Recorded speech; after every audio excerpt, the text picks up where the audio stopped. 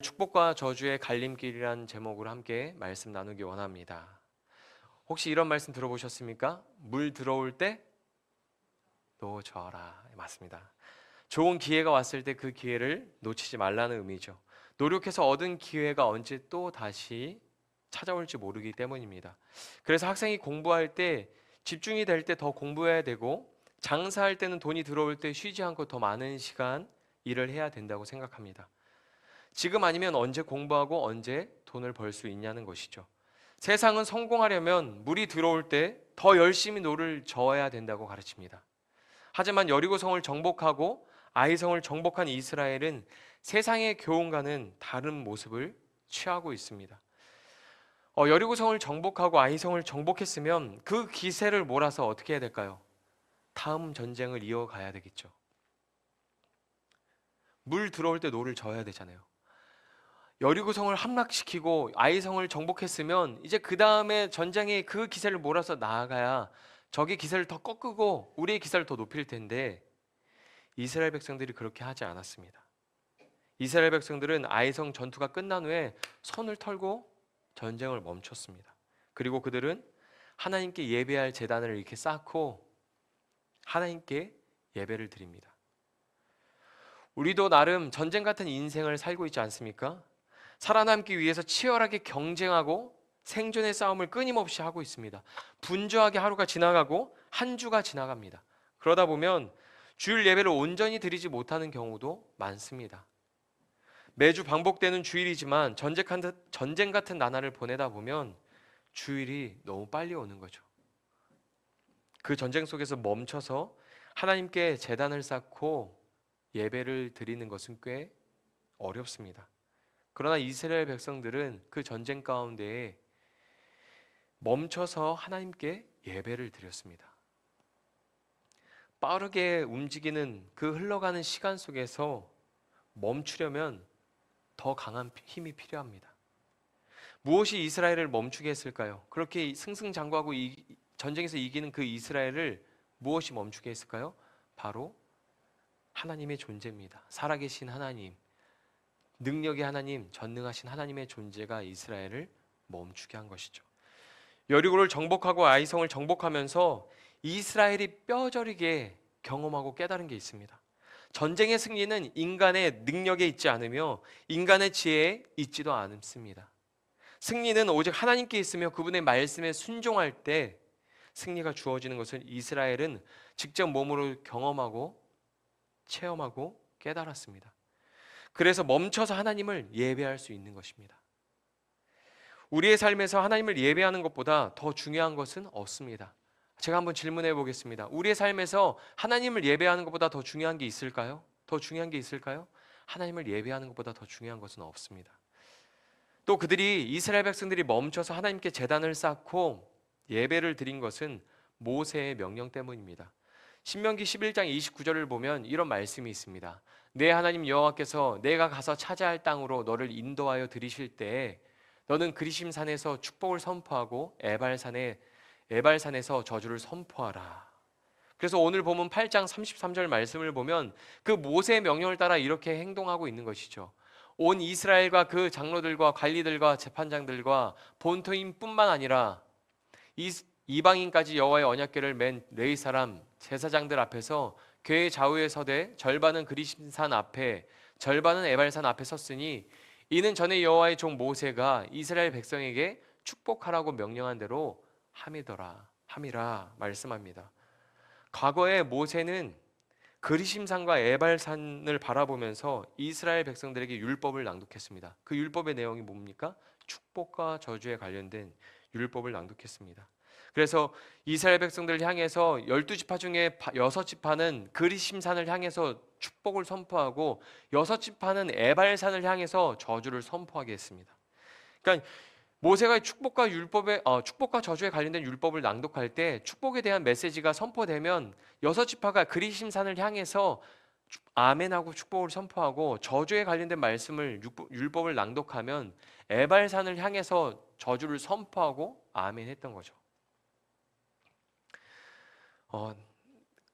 그리심산은 남쪽 방향에 있는 산으로 거기에는 나무가 많고 풍성한 그런 산이었습니다. 반대로 에발산은 북쪽 방향에 있던 산으로 나무가 없고 돌 무더기가 가득한 산이었습니다. 그것은 저주를 상징하는 산이었죠. 모세는 가나안 땅에 들어가게 되면 그 땅에서 다시 하나님의 약속, 축복과 저주를 상징하는 그 율법의 말씀을 떠올리면서 축복과 저주를 선포하게 했던 것이죠. 이스라엘 백성들이 가나안 땅에 들어가서 이렇게 제단을 쌓았어요. 제단을 쌓으면 그 뒤로 뭐가 있습니까? 이쪽에는 나무가 있는 풍성한 그리심산이 보이고, 이쪽에는 나무가 없는 바위와 돌이 가득한 에발산이 보이는 거죠. 그리고 그 그리심산과 에발산을 바라보면서 축복과 저주에 관련된 율법의 내용들을 듣는 겁니다. 하나님을 예배하고 하나님의 말씀에 순종하며 살아가는 사람들은 복을 누리고, 하나님이 아닌 다른 신을 예배하고 불순종의 길을 걸어가는 사람들은 저주를 받게 된다는 율법의 내용을 귀로 들으면서 그 결과를 시각적으로 확인하는 것이죠. 하나님의 말씀에 순종하면 그리심산처럼 이렇게 풍성한 복을 누리고, 하나님 말씀에 불순종하면 아무것도 없는 바위와 돌만 쌓여있는 에발산처럼 인생의 저주를 받게 될 것이다 라는 것을 시각적으로 보게 되는 겁니다. 여러분이 만약에 이스라엘 백성이라면 축복과 저주의 갈림길에서 어떤 길을 선택하시겠습니까? 여러분이 이스라엘 백성들이에요. 축복과 저주에 관련된 율법을 낭독하고 그리심산과 에발산을 보고 있습니다.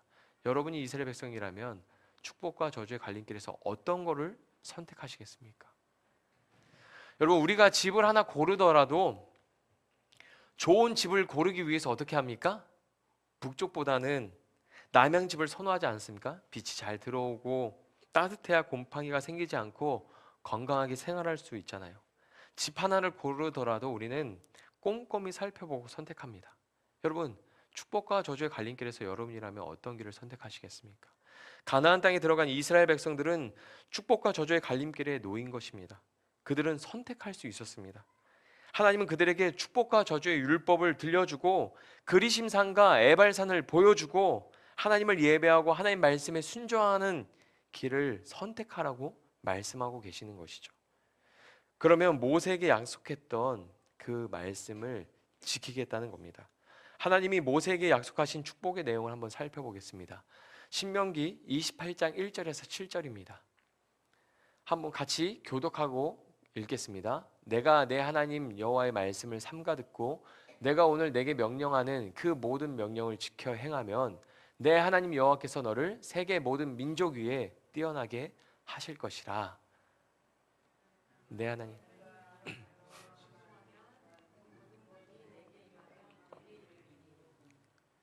성읍에서도 복을 받고 들에서도 복을 받을 것이며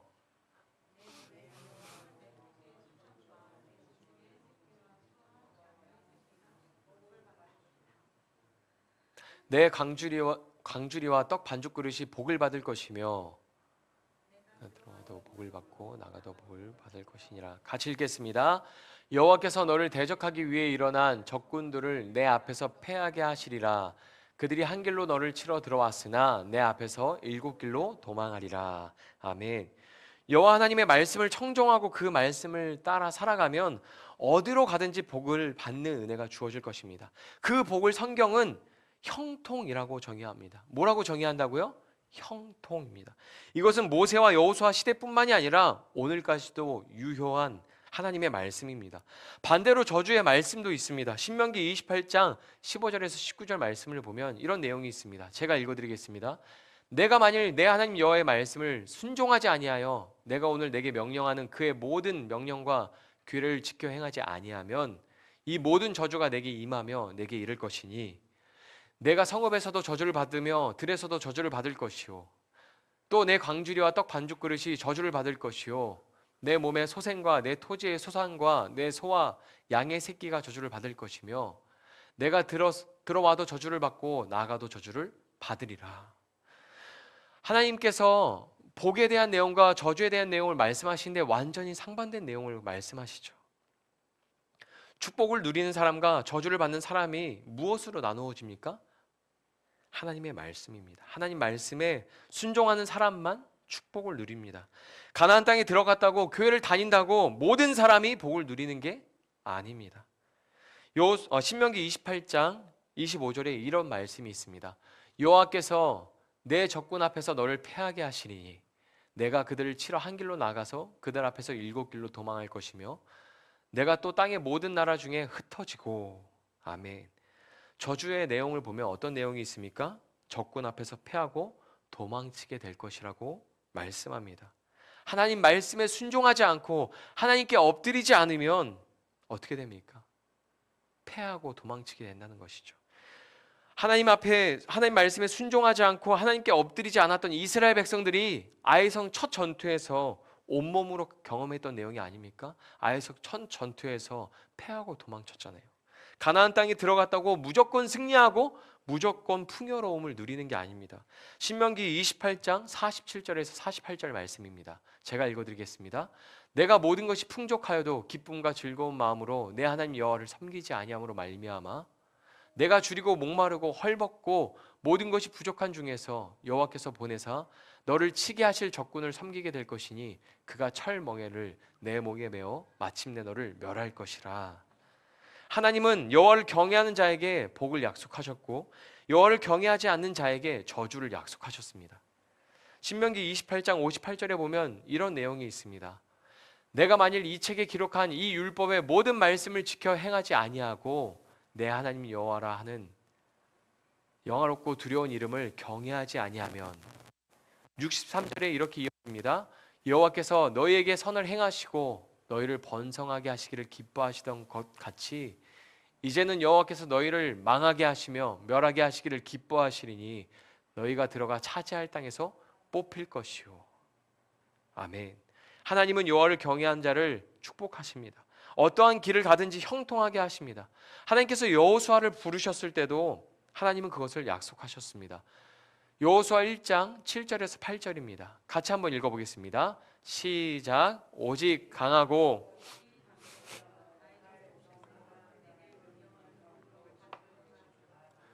자로나 치우치지 말라. 그리하면 어디로 가든지 형통하리니 이 율법책을 내 입에서 떠나지 말게 하며 주야로 그것을 묵상하여 그 안에 기록된 대로 다 지켜 행하라. 그리하면 내 길이 평탄하게 될 것이며 내가 형통하리라. 아멘.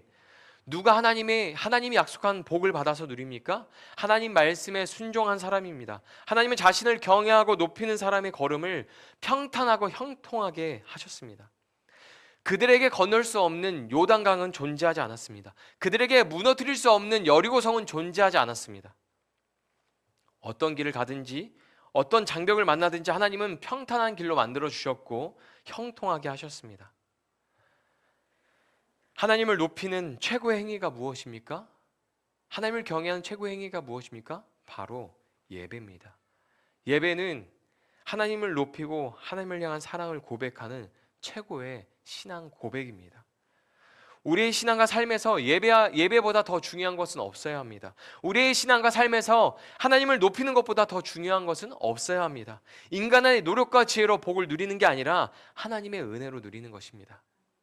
이스라엘 백성들은 가나안 땅에 들어와서 여리고성 전투, 아이성 전투를 통해서 실패가 없는 성공의 원리를 배웠습니다. 바로 인간의 능력과 지혜를 따르지 않고 오직 하나님의 말씀에 순종하는 것입니다. 여리고성 정복이라는 큰 승리를 통해서 배웠고 아이성 전투에서 크게 실패했을 때도 그 진리를 배웠습니다. 그래서 멈춰서 제단 돌을 쌓고 하나님을 예배할 수 있었던 겁니다. 깨달음이 없었다면 모세의 명령도 잊어버리고 앞으로 계속해서 나아갔을 겁니다. 그 물 저을 때 노 저으라라는 그 세상의 교훈을 따라서 계속해서 그 승리의 목마름을 쫓아서 계속 앞으로 나아갔을 겁니다. 깨달음이 없었다면 멈추지 못했을 겁니다. 이스라엘은 아간의 죽음과 아이 왕의 죽음을 바라보며 오직 하나님께 순종하는 길만이 생명의 길이라는 것을 배웠습니다. 하나님 말씀에 순종하는 게 승리와 생명을 누리는 축복입니다. 그걸 깨달은 사람들은 어떻게 될까요? 그걸 깨달은 사람들은 하나님 의존적인 삶을 살게 되는 것입니다. 우리의 능력과 지혜에 승리가 있지 않고 성공이 있지 않고 오직 하나님 말씀에 순종할 때 승리와 성공이 주어진다는 것을 깨달은 사람들은 삶이 변하게 되는 것이죠. 오직 하나님 의존적인 삶이 되는 것입니다. 하나님을 높이는 것보다, 하나님을 예배하는 것보다 더 중요한 것이 없어지게 되는 것이죠. 아직 하나님을 높이는 것보다, 하나님을 예배하는 것보다 더 중요한 것이 있다면 그것은 하나님의 존재가 가지고 있는 위대함을 깨닫지 못한 것입니다. 아직 내 능력과 내 지혜가 쓸만하다고 생각하며 살아가고 있는 것입니다. 가나안 땅에서 이스라엘이 그동안 살아왔던 경험이나 이스라엘이 가지고 있는 능력이나 지혜는 아무런 도움이 되지 못했습니다. 그들이 요단강을 건널 때, 여리고성을 무너뜨릴 때, 아이의 성을 정복할 때 그들의 경험과 그들의 능력과 지혜는 아무런 도움이 되지 못했습니다. 오직 하나님 말씀에 순종할 때 승리하고 성공하고 기쁨을 누릴 수가 있었습니다. 여호수아 8장 31절의 말씀을 보면 이런 내용이 있습니다. 이는 여호와의 종 모세가 이스라엘 자손에게 명령한 것과 모세의 율법책에 기록된 대로 새 연장으로 다듬지 아니한 새 돌로 만든 제단이라. 무리가 여호와께 번제물과 화목제물을 그 위에 드렸으며. 아멘. 이스라엘이 제단을 쌓고 드린 예배는 번제와 화목제였습니다. 번제는 온전히 바치는 헌신을 의미하고 화목제는 감사를 의미합니다. 예배는 우리를 온전히 바치는 행위가 되어야 합니다. 우리의 시간, 마음, 몸, 그 모든 것을 하나님께 드리는 행위입니다. 우리의 모든 것을 하나님께 바친다는 것은 우리의 모든 것을 하나님께 맡긴다는 의미이기도 합니다. 그리고 그분 앞에 감사를 고백하는 것이 예배입니다. 반복되는 예배를 소홀히 하기 쉽지만 신앙생활에서 제일 중요한 게 예배입니다. 하나님과의 관계에서 제일 중요한 게 예배입니다. 예배는 우리의 시간과 물질, 즉 인생의 주인이 누구인지 확인하고 고백하는 시간입니다. 내가 누구인지, 내 인생의 주인이 누구인지 잊어버리게 되면 예배의 의미도 점점 잃어가게 되는 것이죠. 하나님 앞에 온전한 예배를 드리지 못하게 되는 것이고 예배의 자리를 떠나게 되는 것이죠. 예배가 무너지면 축복과 저주의 갈림길에서 선택하는 것은 하나님의 말씀을 청정하는 길보다는 내 육신의 욕망과 욕구에 더 귀를 기울이고 저주의 길을 걸어가게 됩니다. 여호수아 7장에서 하나님 말씀보다 자기 욕망에 귀를 기울이고 그 욕망에 민첩하게 반응했던 아간이 어떻게 죽었는지 우리는 보았습니다. 그가 죽은 자리에 뭐가 쌓여 있었습니까? 돌 무더기가 쌓였죠. 그리고 여호수아 8장에서는 하나님을 대적했던 아이성의 왕 아이 왕이 죽고 그 자리에 돌 무덤이 쌓인 것을 보았습니다. 여호수아가 축복을 상징하는 그리심산과 돌무더기가 가득한 에발산을 등지고 축복과 저주의 율법을 낭독하고 있잖아요. 그렇죠? 지금 이 율법을 말씀을 낭독하고 있는데 그 뒤로 그리심산과 돌무더기 가득한 에발산이 등 뒤로 보이고 있어요. 만약에 하나님 말씀에 순종하지 않고 하나님을 예배하는 것보다 더 중요한 게 있다면 그는 가나안 땅에 들어왔지만 자기 인생에 돌을 하나씩 쌓고 있는 거죠. 아간의 죽은 아간 위에 쌓았던 그 돌 무더기, 하나님을 대적했던 아이 왕의 그 돌 무덤에 쌓였던 그 돌을 쌓고 있는 거죠. 우리가 교회에서 예배드리고 신앙생활을 하고 있지만 하나님 말씀에 청종하지 않고 하나님을 예배하는 것보다, 하나님을 높이는 것보다 다른 것을 더 중요하게 여기며 살아간다면 우리 인생에 돌을 하나씩 쌓고 있는 겁니다. 어떤 돌입니까? 저주와 사망의 돌, 죽음의 돌이죠. 신앙생활이 그런 거예요. 축복과 저주의 갈림길에서 하나님은 축복의 길로 안내하고 있습니다. 하나님은 축복과 저주의 말씀을 우리 눈에 보여주고 귀에 들려주셨습니다. 그러나 축복과 저주의 갈림길에서 우리가 선택하는 것은 무엇입니까? 하나님의 말씀을 따르기보다는 당장의 내 생각과 내 방법, 내 욕망과 내 욕구를 따라 선택할 때가 많은 것이죠. 오늘 본문에는 축복과 저주의 갈림길에서 올바른 선택을 하는 방법이 나옵니다. 여호수아 8장 32절 말씀입니다. 이런 내용이 있습니다. 여호수아가 거기서 모세가 기록한 율법을 이스라엘 자손의 목전에서 그 돌에 기록하매. 아멘. 여호수아는 모세가 기록한 율법을 큰 돌에 기록했습니다. 큰 돌에. 대부분의 학자들은 여기에 기록한 율법이 십계명과 신명기 28장에 나오는 말씀이라고 생각을 합니다. 축복과 저주의 말씀이라고 생각을 합니다. 여호수아는 기념비 같은 큰 돌에 율법을 기록해서 모든 사람이 보게 했습니다. 신명기 27장 2절에서 4절 말씀입니다. 같이 한번 읽어볼까요? 큰 목소리로 시작. 너희가 요단을 건너 내 하나님 여호와께서 내게 주시는 땅에 들어가는 날에 큰 돌들을 세우고 석회를 바르라. 요단을 건넌 후에 이 율법의 모든 말씀을 그 위에 기록하라. 그리하면 내 하나님 여호와께서 내게 주시는 땅 곧 젖과 꿀이 흐르는 땅에 내가 들어가기를 내 조상들의 하나님 여호와께서 내게 말씀하신 대로 하리라. 너희가 요단을 건너거든 내가 오늘 너희에게 명령하는 이 돌들을 에발산에 세우고 그 위에 석회를 바를 것이며. 아멘. 큰 돌에 석회를 바르고 율법을 기록하면 기록도 잘 되지만 눈에도 잘 보입니다. 여호수아가 축복과 저주의 율법을 돌에 새겼듯이 우리도 축복과 저주의 말씀을 어디에 새겨야 할까요? 우리 마음에 새겨야 하는 것이죠. 그리고 축복과 저주의 갈림길에서 올바른 선택을 해야 합니다. 신명기 6장 6절에 보면 이런 말씀이 있습니다. 오늘 내가 내게 명하는 이 말씀을 너는 마음에 새기고. 우리는 하나님의 말씀을 마음에 새기고 살아가야 합니다. 여호수아는 율법책에 적혀 있는 그대로 복과 저주의 말씀을 낭독했습니다. 오늘 본문 8장 34절입니다. 그 후에 여호수아가 율법책에 기록된 모든 것대로 축복과 저주하는 율법의 모든 말씀을 낭독하였으니. 아멘. 왜 예배가 중요합니까? 왜 예배가 중요할까요? 우리의 정체성을 확인하고 율법을 마음에 새기고 율법을 낭독하는 행위가 예배에 담겨져 있기 때문입니다.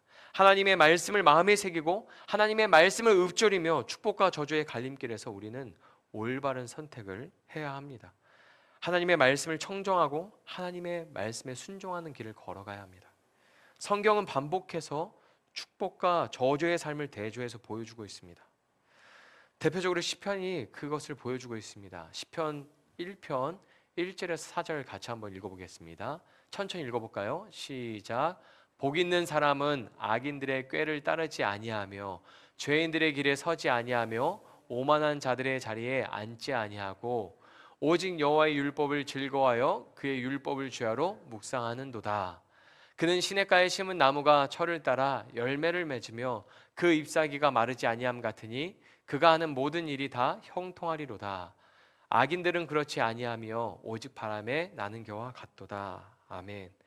하나님의 말씀, 하나님의 복을 누리는 사람은 어떤 사람들입니까? 하나님의 말씀을 즐거워하는 사람이죠. 그리고 그것을 말씀을 읽고 묵상하고 순종하는 것을 그 무엇보다, 이 세상 그 무엇보다 즐거워하는 사람입니다. 그 인생은 이 땅에서 많은 열매를 맺고 하나님 안에서 풍성한 은혜를 누리며 살아갑니다. 하지만 여호와의 말씀을 즐거워하지 않는 사람을 성경은 악인이라고 말합니다. 그들은 하나님의 존재를 즐거워하지 않고 하나님을 예배하는 것을 즐거워하지 않습니다. 여러분, 축복과 저주의 갈림길에서 무엇을 선택하시겠습니까? 우리는 하나님 말씀에 순종하는 길을 걸으면서 우리 인생에 제단을 하나님을 예배할 제단을 쌓을 돌을 옮길 수도 있고, 우리는 하나님 말씀에 불순종하는 길을 걸으면서 우리 인생에 돌 무덤을 쌓을 돌을 옮길 수도 있습니다. 하나님 말씀에 순종하면서 예배의 제단을 쌓을 수 있고, 하나님 말씀에 불순종하면서 사망과 저주의 돌을 쌓을 수도 있습니다. 여러분 인생에 어떤 돌을 쌓아가고 계십니까? 여러분 인생을 돌아봤을 때 어떠한 돌이 여러분에게 더 많습니까? 하나님은 복을 약속하셨습니다. 어떤 복이냐면 신명기 11장 11절에서 12절입니다. 이런 복을 약속하셨습니다. 너희가 건너가서 차지할 땅은 산과 골짜기가 있어서 하늘에서 내리는 비를 흡수하는 땅이요, 내가 내 하나님 여호와께서 돌보아 주신 땅이라. 연초부터 연말까지 내 하나님 여호와의 눈이 항상 그 위에 있느니라. 아멘. 하나님께 온전한 예배를 드리기 위해서 거룩한 돌을 쌓아가는 인생이 되시기를 축복합니다. 거룩한 돌을 쌓아가는 인생을 하나님께서 붙드시고 시냇가에 심은 나무처럼 때를 따라 많은 열매를 맺게 하실 겁니다. 연초부터 연말까지 우리의 모든 시간의 시작부터 그 끝까지 하나님께서 돌보심이 항상 함께 하심으로 우리가 어떠한 길에서든지 형통하게 될 것입니다. 그 은혜가 여러분과 이 더바인 교회에 가득하기를 소망합니다.